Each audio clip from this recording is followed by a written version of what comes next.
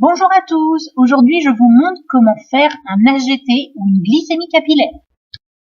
Comme matériel, on aura donc besoin d'une boîte à aiguilles, d'un haricot, de gants non stériles, de petits cotons et du petit étui que vous voyez devant vous qui contient donc l'appareil, le lecteur, l'autopiqueur, les bandelettes qui sont adaptées au lecteur et les petites aiguilles à usage unique qui sont adaptées également à l'autopiqueur. Donc dans un premier temps, on prépare l'autopiqueur, donc on prend la petite aiguille, on enlève le petit tampon plastique qui protège l'aiguille, on insère l'aiguille, on arme l'autopiqueur et on referme en faisant attention à pas appuyer sur le bouton déclencheur pour ne pas se piquer. Ensuite, on prend le lecteur glycémique, on va sortir également une petite bandelette qu'on va insérer dans le lecteur pour qu'il s'allume. Donc il existe beaucoup de lecteurs différents, beaucoup de bandelettes, donc il faut bien connaître son matériel. Là, vous voyez le petit trait, c'est là où on va mettre le sang et on insère la bandelette en haut du lecteur. C'est différent avec chaque lecteur, il faut vraiment connaître le matériel. Donc là, il me demande d'appliquer la petite goutte de sang. Donc pour ceci, on va mettre des gants à usage unique parce que toujours il y a risque de contact avec un liquide biologique, donc on se protège, c'est important.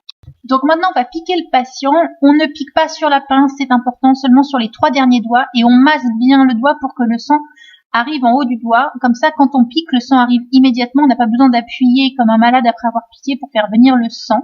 Donc, on prend l'autopiqueur, on appuie sur le petit bouton, l'aiguille va sortir et donc va piquer, le sang sort. Et là, on prend la bandelette et on insère le sang à l'endroit où il est nécessaire pour que le lecteur puisse lire, analyser le résultat. Donc là, on a un HGT 1,23. Donc le mien est très très moderne, donc on peut préciser si c'est avant ou après le repas, mais ils ne sont pas tous comme ça.